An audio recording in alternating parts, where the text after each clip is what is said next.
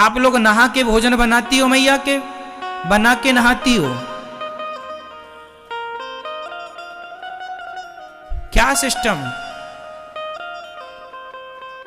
पहले स्नान किया करो और स्नान करने के बाद ही रसोई में प्रवेश किया करो। रसोई भी मंदिर है। बताओ रसोई किस किस चीज का मंदिर है, काहे का मंदिर है? बोलो किसका? अन्नपूर्णा। अन्नपूर्णा आप कह रहे हैं तो सही ही कह रहे होंगे, पर मेरे विचार से कुछ और है। हमारी जो रसोई है वहां वो विचारों का मंदिर होता है।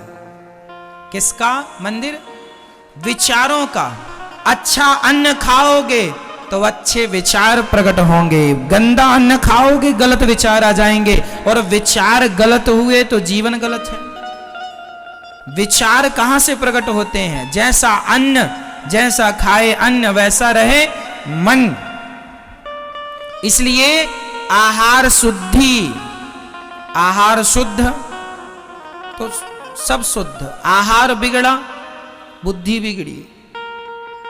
इसलिए मेरी मां पहले स्नान किया करो, सवेरे उठकर नहा धोकर बड़े प्रेम से साफ स्वच्छ कपड़े, स्वच्छ मीन्स धुले हुए कपड़े, वही नहीं कि कल वही पहन के सोए थे, उठे तो फिर वही पहन लिया ना। साफ कपड़े धुले हुए पहनकर फिर रसोई में प्रवेश करना है, इस भाव से कि ये रसोई मंदिर है। यहां से ही मेरे पति के, मेरे बच्चों के, मेरा यहीं से विचारों का निर्माण यहीं से होगा। आप कुछ ना खाइए, 4 दिन तक भूखे रहिए, उस भूखी हाल में आपके अंदर कोई विचार नहीं होगा। विचार शून्य हो जाता है। क्यों जी? क्या सोचता है आदमी? उस समय केवल खाना मिल जाए, भोजन मिल जाए। तो भोजन ही विचारों को जन्म देने वाला है। इसलिए बड़े बुजुर्गों ने कहा है कि जैसा खाए अन्न वैसा रहे मन। जैसी राखे शुद्धि वैसी बने बुद्धि।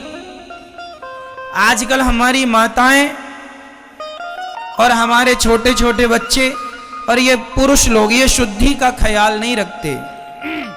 अपने घर का एक कानून बना दो, कोई भी बाथरूम जाएगा तो बाथरूम से लौटने के पहले 4 कुल्ला करना और हाथ धुलना और पांव धुलना अनिवार्य है।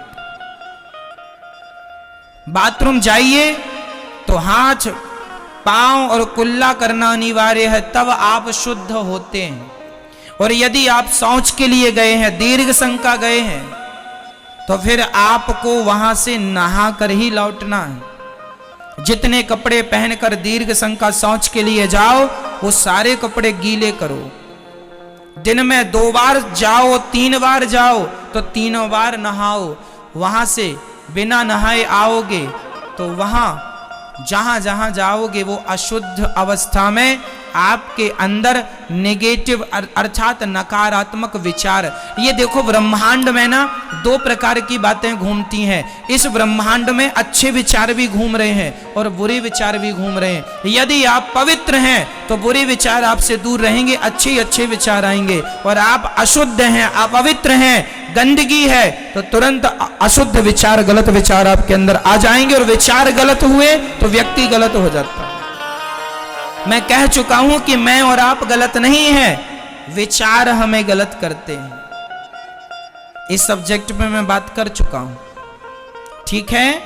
इसलिए नियम बनाओ कि आप शौच के लिए जाएंगे तो आप कम कपड़े पहनकर जाएंगे, और जो पहनकर जाएंगे वो सारे धुलेंगे और बिना नहाए नहीं।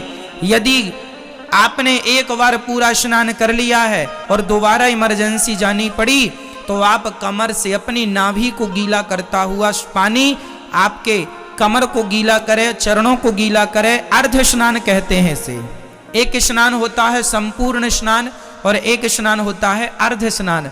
आपकी कमर से नीचे पूरा अंग गीला कर लो, वह अर्ध स्नान है। पूरा स्नान ना कर सको तो अर्ध स्नान कर लेना, पर स्नान जरूरी है। जैसी शुद्धि आजकल बच्चों की बुद्धि क्यों बिगड़ रही है? 4-4 दिन नहाते नहीं है। ये शौच के लिए भी जाते हैं, बाथरूम भी जाते हैं, पर ये नहाते नहीं है।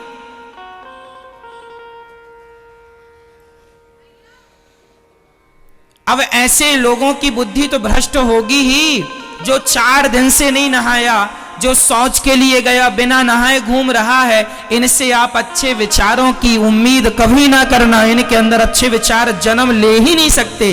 अरे भाई, कुत्ता भी जहां बैठता है पूंछ से साफ करता है। अच्छे विचार सबके नहीं होते मेरी मां। जिनका चित्त शुद्ध है, मन शुद्ध है, हृदय शुद्ध, वही अच्छे विचार होंगे। अच्छे विचार भी अच्छी जगह जाते हैं, अच्छे विचार बुरी जगह नहीं जा सकते। और विचारों से ये संसार चल रहा है। व्यक्ति महान नहीं होता, व्यक्ति के विचार उसे महान बनाते हैं। स्वामी विवेकानंद जी के भी 2 हाथ 2 पांव मेरी और आपकी तरह थे, पर वो श्रेष्ठ कैसे हो गए? श्रेष्ठ विचारों से श्रेष्ठ हो गए। क्यों? विचार अच्छे होंगे, आप श्रेष्ठ होंगे। इसलिए विचार जरूरी। और जैसा विचार होता है, जैसे संस्कार, वैसा व्यवहार होता है। विचार जिनके अच्छे हैं उनके व्यवहार भी अच्छे होंगे, और विचार जिनके बुरे हैं उनका व्यवहार भी बुरा होगा। तो विचार से ही व्यवहार बनता है। हाँ या ना? ये बातें बड़ी डीपली हैं मेरी मां, समझ लेना, काम आएंगी भविष्य में। ये सूत्र हैं जीवन जीने के। अमल कर लोगे तो सुखमय कटेगी, नहीं तो रोती रहना। बच्चों को भी सिखाओ, छोटे छोटे बच्चों को। ये बातें जो मैं आपको सिखा रहा हूं, मुझे किसी ने सिखाया नहीं। मैंने जब से होश संभाला है तब से आज तक हम यदि शौच के लिए जाते हैं, जितनी बार जाएंगे नहा के आते हैं। बाथरूम जाएंगे तो कुल्ला और हाथ मुंह जरूरी है, पांव। ठीक है, ये शुद्धि हमारे यहां तो और भी इसके अंदर विधान है, पर मुंह में यहां व्यास गद्दी से आपको बता नहीं सकता। मर्यादाएं तो इससे भी ज्यादा हैं। हमारे यहां तो यह भी लिखा है कि खड़े होकर के लघु शंका नहीं करनी चाहिए, बैठ करके लघु शंका करो। क्यों महाराज जी? खड़े होके लघु शंका करते हैं तो आपकी बाथरूम जो है, यूरिन जो है, वो आपके कपड़ों में एक बूंद गिर गई तो आपके संपूर्ण कपड़े अशुद्ध हो जाते हैं। फिर वो शुद्धि कहां रही? हमारे यहां तो जैसे हाथ मुख को धुलने की विधा है, उसी प्रकार लघु शंका करने के बाद उस अंग को भी धुलने की विधा है। ये डीपली ज्ञान है शास्त्रों का, कर्मकांड का। लाज शर्म के मारे लोग इस ज्ञान को नहीं कहते कि क्या, पर हम तो भाई जो उचित है वो आपको कह रहे हैं। हम लोग इन बातों का ध्यान रखते हैं। हम लोग लघु शंका भी वहीं जाते हैं जहां पानी की व्यवस्था हो। बिना पानी के लघु शंका नहीं। हमें तो पानी कुल्ला भी चाहिए हाथ मुंह भी धुलने के लिए। ठीक है, तो आप ये नियम पालन कर लेंगे तो विचार शुद्ध होंगे, आपसे अच्छी उम्मीदें की जा सकती हैं।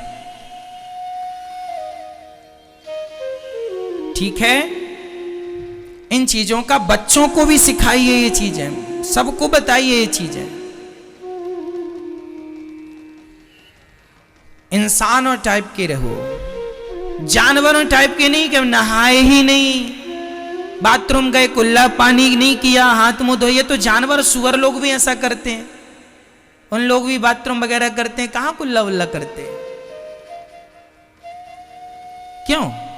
बकरा बकरी सुअर बंदर कहां कुल्ला करता है? वो तो खाता जाता है और वहीं मूत्र करता जाता, मल मूत्र त्यागता, खाता जा रहा मल मूत्र करता। और तुम भी यही कि वही अभी सोच करके आए और खाने बैठ गए। ये तो जानवरों की विधा है। ऐसे आचरण तो जानवरों के हैं कि शौच के लिए चले गए फिर खाने बैठ गए, खाते खाते शौच के लिए चले गए फिर खाने। ये आदमी हो कि जानवर हो? ईश्वर ने 84 लाख योनियों में तुम्हें श्रेष्ठ बनाया है। क्यों श्रेष्ठ हो? क्योंकि तुम में बहुत विवेक है, बहुत ज्ञान है, और फिर भी आचरण तुम्हारे जानवरों